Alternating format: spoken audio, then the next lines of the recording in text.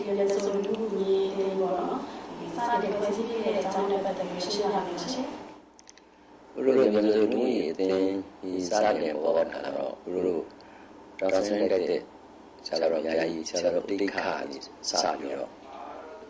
လမ်းညွှန်ခဲ့တဲ့ဝါဒခဲ့တဲ့အတိုင်းပါသူရဲ့ကိုယ်ကြီးကလူတွေလောင်းတဲ့အခါမှာသူကားနဲ့တည်းလေးရတယ်ခြားကားတွေမတည်ဘူးအဲ့တစ်ချက်မြန်မာလူလေးတွေပိုင်းနဲ့တင်းတော့လူကြီးတွေထောင်းမှပြည့်မယ်ဆိုပြီးတော့လူတော်အမှန်နဲ့တိုင်ပါလေလူတော်အမှန်နဲ့တိုင်ပြီးတဲ့နောက်ပိုင်းမှာဒီမှာဟိုတယ်မှာရှိဦးအောင်ခိုင်နဲ့တိုင်ပြီးတော့မှသူတို့ဒီအတင်းကြီးစတဲ့ပြီးတော့သူတို့ဆောင်းမတွေရေးတယ်ရေးပြီးတော့မှလင်းလာတယ်မှာဆောင်းမတွေရေးရတယ်တော့ကောင်းတယ်စပါတော့တယ်ပေါ့ခေါ်တာတော့1998ခုမိနစ်9ရက်နေ့မှာစပြီးတော့အတင်းစပြီးဖွဲ့စည်းရပါတယ်ဖွဲ့စည်းတဲ့အခါမှာနိုင်ငံတော်တန်ခါးမှာလည်းဥက္ကဋ္ဌအပါအဝင်ဆရာတော်ကြီးမျိုးလုံးမှာရှိဆရာတော်ကြီး၈ပါပါဝင်ပေါ့ဒီနိုင်ငံကြီး10ဦးမျိုးပေါ်ကြီးလေး10ဦးနောက်အမှုဆောင်73နဲ့စတဲ့ဖွဲ့စည်းရပါတယ်အဲ့တော့စတဲ့ဖွဲ့စည်းရဲ့အပိုင်းမှာအခုကတော့အမှုဆောင်ရောက်ပုံနဲ့အဲ့ဒီရပါပါတယ်ဒါပြီးတော့မှပထမဆုံးဥက္ကဋ္ဌကတော့ကောလိပ်ကျောင်းကြီးဆရာကြီးတန်းကိုပြောပါတယ်ဆရာတော်ကတစ်နှစ်ကျော်လုပ်တဲ့အခါမှာဦးကဘုရားတာဝန်ယူရ10နှစ်ကျော်တာဝန်ထမ်းဆောင်ရပါတယ်တော်တော်ဦးမျိုးရပိနေတယ်ဒီတာဝန်ပြီးတော့ကတော့လည်းရနေတဲ့ဆောင်ရွက်တဲ့နှစ်ကျော်ပါတယ်ဒါကတော့အကြမ်းမြင်ပါလေဟုတ်ပါပါရှင်အခုဒီအင်းရနေပေါ့နော်ဆောင်ရွက်ပြီးတဲ့ဒီလုပ်ငန်းစဉ်တွေပတ်သက်ပြီးတော့ဒီပြည်သူတွေအတွက်ပေါ့ဒီရှင်းဆက်ပြီးတော့ပေါ့နော်ထပ်တိုးတော့လက်ဆောင်မဲ့စီစဉ်ရှိပါရှင်ရှိပါတယ်လက်ရှိလုပ်ငန်းကြီး၄ခုဆောင်ရွက်နေပါတယ်စပြီးတော့ဒီထောင်တဲ့နှစ်မှာတော့နာရီကနေစပါတယ်နာရီကိုညွှန်ရဲ့ဆောင်ရွက်ခဲ့ပါတယ်နောက်နေ့ကြာတဲ့အခါမှာဒီကျမ်းမာရေးဝင်မှုစတင်ဆောင်ရွက်ခဲ့ပါတယ်ကျမ်းမာရေးဝင်မှုဆောင်ရွက်ခဲ့တဲ့အပိုင်းကဘယ်လိုဖြစ်လဲဆိုတော့ဒီစင်ရုံမြို့တည်ရက်ွက်ရအနည်းဆင်းရဲတဲ့လူတွေများတယ်မြို့တည်ရက်ွက်နဲ့ဒီတဲ့ဂရီ3လကြာစင်ရုံဆိုတာရှိတယ်ဂရီ3လကြာစင်ရုံကိုခုနကပြောတဲ့ဆင်းရဲတာပြအများဆုံးတက်တယ်ဆေးဝတ်တတ်နိုင်မှုတော်တော်လေးကိုအကြီးခါရောက်တယ်ဆိုတာဒီကတော့ဆင်းရဲမှလည်းညီတယ်ပဲအဲ့ဒီနဲ့2000ခုနှစ်ကစပြီးတော့တလားကိုကျွန်တော်3သိန်းနဲ့စပြီးတော့ထောက်ပံ့ရပါတယ်ထောက်ပံ့ပြီးတော့ဘယ်လိုဖြစ်လဲဆိုတော့အဲ့ဆေးရင်ဂရေ3လနဲ့လူနာတွေကိုဆေးရုံယူပို့တယ်ဆေးရုံယူတဲ့နောက်အမျိုးသမီးဆေးရုံယူပို့တယ်ကလေးဆေးရုံယူပို့တယ်ဆိုတော့ဘုလိုကူညီရတဲ့လူနာအဲ့ဒီရောက်တော့လိုက်ကူညီနေတဲ့နောက်ပိုင်းကျတော့မြို့မှာရှိဆေးရုံစုပါဆေးရုံတွေကအကုန်လိုက်ကူညီရတာအခုဆိုရင်တလားကိုသိန်းတရာနဲ့ကူညီရပါတယ်တမီးရဲ့ရှိဆက်ပြီးတော့ဆောင်ရွက်မဲ့အပိုင်းတွေရှိပါတယ်အဲ့ဒါကတော့ဘုလိုပညာရေးဝင်နဲ့ရှိမှန်းထားပါတယ်အခုတရားဝဲလေးဝဲစေကံပုံမဲ့တရားဝဲလောကမှာလည်းပဲဆရာတော်ကြီးများအဲ့ဒါကိုလမ်းညွှန်နေတဲ့အပိုင်းရှိပါတယ်ဒီကနေ့ဆိုရင်ကျမတို့လူမှုကူညီရေးအသင်းကစေကံဖွင့်လှစ်ခဲ့တာကိုလည်းတွေ့ရပါတယ်ဒီစေကံဖွင့်လှစ်ပြရတဲ့အကြောင်းနဲ့ပတ်သက်ပြီးတော့လည်းသိပြရစီရှင်စေယုံကြီးရောက်ခင်မှာrevelation is the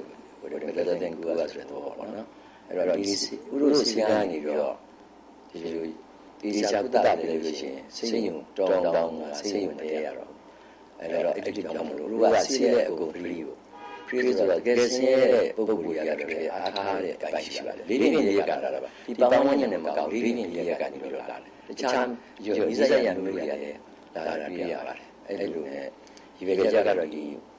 ပေါ့ဒီတောင်းနေရစိတ်ယုံရအောင်ကြိုတင်ပြီးတော့ကုသပြီးထားတယ်စိတ်ယုံပါလေအများကြီးရောက်သွားတာပေါ့အဲ့ဒီတော့မင်္ဂလာပါရှင်မင်္ဂလာပါခင်ဗျာဟုတ်ကဲ့ပါအဖအနေနဲ့ဒီကျမဆိုလူမှုကူညီရေးအသင်းကြီးမှာပေါ့နော်ဘယ်နှစ်ခုနှစ်တည်းကစပြီးတော့တာဝန်ထမ်းဆောင်ခဲ့တယ်ဆိုတော့သိပြစီရှင်ကျွန်တော်စဖွင့်ရဲဆိုတော့1998 99အတွင်းမှာပဲအဲဒီစပြီးတော့နာကအနေနဲ့ဆောင်ရွက်ခဲ့တာပါဟုတ်ကဲ့ပါဘာဆောင်ရွက်ခဲ့တဲ့လုပ်ငန်းတာဝန်လေးတွေကိုလည်းပြပြပေးပါရှင်နာကဆိုတော့ကျွန်တော်တို့ဒီအနေနဲ့ជីវတိုးတက်မှုရှိသွားအတွက်ပေါ့လေလိုအပ်တဲ့စာကိုကြာကြာမိတော့ဖက်ဆုံးကနေရှိပြီးတော့ကြံပြုပေးရတာ လိုပါပဲတချို့လုံးလုံးကြုံဖြစ်မဲ့ကိစ္စမျိုးရှိရင်လည်းနည်းနည်းလေးဆွေးနွေးပြီးတော့နည်းနည်းညှိနှိုင်းလုပ်ရတာပေါ့လေလိုပါပဲဟုတ်ကဲ့ပါဘဘအနေနဲ့အခုဒီပြမဆိုအတင်းကြီးပေါ့နော်စပြီးတော့ဒီထောင်ရရနေအခုချိန်ဒီကိုဒီပါဝင်ဆောင်ရွက်ဟိုလောက်ကင်ပေးခွင့်ရတဲ့အတွက်ပေါ့နော်ဘာရဲ့ဝမ်းသာပီတိလေးကိုလည်းကြားပြစီရှင်ဘာမှမသာပီတိဆိုတာကတော့ကျွန်တော်စတဲ့ကိုကဒီလိုပေါ့လေပရာဟိတနဲ့ပြီးတော့နည်းနည်းလူအပ်တဲ့နည်းနည်းလူပါဆင်းရဲဒုက္ခရောက်နေတဲ့လူတွေကိုကူညီနေတဲ့ဆန္ဒစခဲ့ရှိတယ်ဆိုတော့ဒီထက်ဝင်ပြီးတော့အခုလိုကူညီဆောင်ရွက်ပေးရတယ်စိတ်ကိုဝမ်းသာတာပေါ့ဒါခွင့်ရေးကထူးတရားအနေနဲ့များစွာဝမ်းသာတယ်လို့ခံယူပါဟုတ်ကဲ့မင်္ဂလာပါရှင်မင်္ဂလာပါခင်ဗျာဟုတ်ကဲ့ဦးရဲ့ဒီမဆိုလူမှုကူညီရေးတရားပါနော်ဒီကနေ့ဆိုရင်စေကန်းဖွင့်ပွဲကိုကျင်းပနိုင်ခဲ့ပြီဖြစ်ပါတယ်အဲ့တော့ဦးတို့အနေနဲ့ဒီစေကန်းဖွင့်ပွဲကျင်းပရဲ့ရွေးချက်နဲ့ပတ်သက်ပြီးတော့သိရစီရှင်ကျွန်တော်တို့ဒီစေကန်းကြီးဖြစ်မြောက်ဖို့ဟာ2004ခုနှစ်နဲ့ကြိုးစားခဲ့ရတာပါအစင်းစိမ်ကြိုးစားပြီးမှဒီစေကန်းကြီးဟာဒီချိန်မှာကျွန်တော်တို့ဖွင့်နိုင်ခဲ့တာဖြစ်ပါတယ်အများပြည်သူရဲ့အကျိုးကိုဆောင်ရွက်နိုင်ဖို့အတွက်ကျွန်တော်တို့ပြည်မစုတင်ကြီးကဆောင်ရွက်နေတာအများသူငါသိနိုင်အောင်အတွက်ဒီစေကန်းကြီးဖွင့်လှစ်ပွဲကျင်းပရခြင်းဖြစ်ပါတယ်ဟုတ်ကဲ့ပါရှင်ဦးတို့အနေနဲ့ပေါ့နော်အခုစေကန်းဖွင့်ပွဲကျင်းပခဲ့ပြီဆိုတော့စေကန်းဖွင့်နိုင်အောင်ပေါ့နော်ဦးတို့အနေနဲ့ရောဘယ်လိုပံ့ပိုးဆောင်ရွက်ခဲ့ရပါလဲရှင်ဟုတ်ကဲ့ဒီစေကန်းကြီးဖြစ်မြောက်ဖို့အတွက်ကျွန်တော်ဦးစီးဆောင်ရွက်ခဲ့ပါတယ်ပထမဆုံးစေကန်းလိုင်စင်ရရှိအောင်ကျွန်တော်ဆောင်ရွက်ခဲ့ပြီးစေကန်းလိုင်စင်ရရှိတာနဲ့ကျွန်တော်တို့ဒီမှာရှိတဲ့အဆောက်အဦဂူရောင်အောင်လေးကိုမုံမှန်ပြုပြင်ပြီးတော့ကျွန်တော်တို့စေကန်းစတင်ဖွင့်ခဲ့ပါတယ်ကျွန်တော်တို့စေကန်းစတင်ဖွင့်တဲ့ဆင်ကဆရာဝန်3ယောက်လောက်လေးနဲ့ကုခဲ့တာတရက်မှာလူနာ60-90လောက်နဲ့စခဲ့တာပါအဲ့လိုစားခဲ့ရင်ဒီတဖြည်းဖြည်းကြီးထွားလာတဲ့အတွက်ကျွန်တော်တို့စေကန်းလေးကိုတိုးချက်လုပ်ရရင်ပြီးတော့အခုလိုကြီးထွားလာရင်ဖြစ်ပါတယ်ဟုတ်ကဲ့ပါရှင်ဒီဥရုစေကန်းမှာပေါ့နော်လာရောက်ပြသတဲ့လူနာတွေကိုဘယ်လိုကန့်သတ်ထားပါလဲဒီစေကန်းဖွင့်ချိန်ပေါ့နော်အချိန်ရရနဲ့ကန့်သတ်မှုရှိပါလားရှင်ဟုတ်ကဲ့ခင်ဗျာကျွန်တော်တို့စနေတနင်္ဂနွေကိုဖွင့်ပါတယ်ဘာကြောင့်လဲဆိုတော့ကျွန်တော်တို့လူအားကြီးဆရာဝန်ဆရာမတွေကဒီအစိုးရဝန်ထမ်းတွေဖြစ်တဲ့အတွက်ဆရာဝန်ဆရာမတွေအားရရဲ့ကိုတတ်မှတ်ပြီးတော့စနေနေ့မှာမနေ့8နိုင်ရနေ့လေ7နိုင်တစ်ချက်လူနာမကုန်မချင်းကျွန်တော်တို့ကြည့်ပြရပါတယ်တခါလေးဆိုရင်3နိုင်4နိုင်လောက်ရောက်သွားတဲ့အချိန်တွေလည်းရှိပါတယ်အကစဖွင့်တဲ့အချိန်မှာတတ်မှတ်ထားပြီးတော့ဆုံးတဲ့ချိန်ကတော့ကျွန်တော်တို့တတ်မှတ်ထားခြင်းမရှိပါဘူးလာရောက်တဲ့လူနာတွေကိုကုန်အောင်ကြည့်ရှုကုသပေးပါတယ်ဦးတို့အများပြည်သူတွေအတွက်ကိုဘယ်လိုလုပ်ငန်းစဉ်တွေနဲ့ဆောင်ရွက်ပေးနေလဲဆိုသိပါစေအခုတို့ပြည်မစုက1998ခုနှစ်ကတော့နာရီနဲ့စခဲ့တာပါအဲနာရီဆိုတဲ့အခါမှာတော့အိမ်မှာပဲစုံသွားဆေးဥမှာပဲစုံလမ်းမေးမှာပဲစုံအကြောင်းကြားလာလို့ရှိရင်အခုတို့အင်းတွေလည်းသွားပြီးတော့အခမဲ့ free service ဆောင်ရွက်ပေးပါတယ်အဲ့ဒီကနေပြီးတော့မှကျွန်တော်တို့ရဲအရေးပိုင်တဲ့ criminal case ပေါ့ရဲအရေးပိုင်တဲ့အမှုခင်းတွေအကြောင်းကြားလာလို့ရှိရင်သူတဲ့တန်ရုံမှုဆိုင်ကယ် accident ကား accident အဲ့ဒါတွေအားလုံးကို free service အနေနဲ့အခုတို့အသင်းကြီးကဆောင်ရွက်ပေးပါတယ်ဟုတ်ကဲ့ပါရှင်ဒီကနေ့ဆိုရင်ပြမစိုးလူမှုကူညီရေးအသင်းကစေကန်းဖွင့်လှစ်နိုင်ခဲ့ပြီပေါ့နော်အဲ့လိုဖွင့်လှစ်နိုင်ဖို့ရောဦးတို့အဖွဲ့အနေနဲ့ဘယ်လိုလှုပ်ရှားခဲ့ရပါလဲရှင်အခုတို့အသင်းကကနဦးလွန်ခဲ့တဲ့2000ပြည့်နှစ်တည်းက intubation လို့ခေါ်တဲ့အစိုးရဆေးရုံ6ရုံမှာဆင်းရဲနွမ်းပါးတဲ့သူများရှိပါတယ်အဲ့ဒီသူများရဲ့အသက်ကယ်ခြင်းလုပ်ငန်းကိုလုပ်တာ12နှစ်ထဲကိုရောက်နေပါပြီဒီအောက်ဒိုpatient တွေအနေနဲ့ပြင်ပလူနာစေကန်းဖွင့်တာကတော့အခုသမီးတို့လာတဲ့ဖွင့်ပွဲအခမ်းအနားပဲအဲ့ဒါတော့မကြသေးဘူးဒါပေမဲ့စေကန်းလေးအနေနဲ့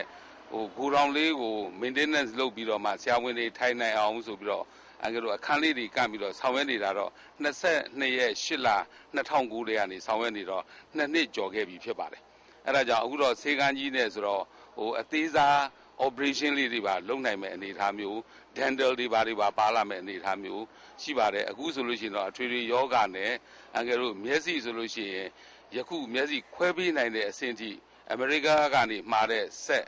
တိမ်ချေဆက်ဆိုတဲ့အဲ့ဒီဆက်တွေပါရှိပြီးတော့မှဆောင်ရွက်ပေးနိုင်တဲ့အနေအထားမျိုးရှိပါတယ်ဟုတ်ကဲ့ပါဦးတို့ဒီဗြဟ္မစိုလူမှုကူညီရေးအသင်းရဲ့ဒီရင်တို့တစိတ်လေးနဲ့ပတ်သက်ပြီးတော့လည်းပြောပြပေးပါဦးရှင်ရင်တို့တစိတ်ရဲ့အခြေခံသဘောတရားကတော့မေတ္တာကရုဏာမုဒိတာဥပေက္ခဗြဟ္မစိုတရားလေးပါလက်ကင်ထားပြီးတော့လူသားတွေကိုအတတ်နိုင်ဆုံးကူညီမှုအကျဉ်းနာပေးမယ်ဆိုတဲ့အတိတ်ပဲပါပဲဟုတ်ကဲ့ပါအခုဆိုရင်ဒီမှာစာတန်းလေးတွေတွေ့ရတာလည်းရှိပါတယ်ဒီအနိုင်ဆုံးကုသိုလ်အလုပ်ဟာတဲ့ဒီမြင့်မြတ်သောဒီစိတ်သက်ရှိသူတို့ရဲ့တဲ့ဒီအလုပ်ဖြစ်တယ်လို့ဒီတောင်စလင်းကျောင်းတိုက်ဆရာတော်ကနေပြီးတော့ဒီဆုံးမဩဝါဒစကားလေးမှာတွေ့ရတယ်လေအဲ့ဒါလေးနဲ့ပတ်သက်ပြီးတော့လည်းပြောပြပေးပါအောင်ရှင်ဆရာတော်ကြီးရဲ့စကားရည်ရွယ်ချက်ကတော့ကျွန်တော်လူမျိုးတွေရဲ့အယူဆဟာဒီနာမကူညီရေးလုပ်ငန်းကိုသူ့ဘာသာစာလုပ်ငန်းစန္ဒာရလုပ်ငန်းလို့နှိမ့်ကြတယ်ဆိုပြီးတော့ယူဆထားတာရှိပါတယ်လူမျိုးစင်လာရဆရာတော်ကအဲ့ဒီစိတ်ဓာတ်တွေကိုမေ့ပြောက်ပြီးပြစ်ပယ်ပြီးတော့အားလုံးလူသားတွေအားလုံးဟာအကျဉ်းနာပေးပြီးတော့တိဆောက်နိုင်အောင်ဆိုပြီးတော့နေဆုံးသောကုသိုလ်လူမျိုးသည်မြင့်မြတ်သောစိတ်ဓာတ်ရှိသူတို့၏အလုပ်ဖြစ်သည်ဆိုတဲ့ဆောင်မှုကိုဆရာတော်ကတိဆောက်ပေးလိုက်တာပါဒီဆောင်ဖို့ကိုအခြေခံပြီးတော့လူတွေရဲ့စိတ်ဓာတ်နေဆုံးကုသိုလ်နေဆုံးလို့မမြင်မဲနဲ့ဒီကိစ္စတိဆောက်နိုင်သူဟာမြင့်မြတ်သောစိတ်ဓာတ်ရှိသူတို့ရဲ့အလုပ်ဖြစ်တယ်လို့ဆရာတော်ဆိုလိုရင်းဖြစ်ပါတယ်ပရိသတ်များရှင်ဗြဟ္မစိုလူမှုကူညီရေးအသင်းကြီးဟာ2009ခုနှစ်မှ2011ခုနှစ်အတွင်းဆင်းရဲနွမ်းပါးတဲ့လူနာပေါင်း3000ခွဲကျော်ရဲ့အသက်ကိုကယ်တင်နိုင်ခဲ့ပြီးတဘာဝဘေးရန်တွေဖြစ်တဲ့လေဘေးရေ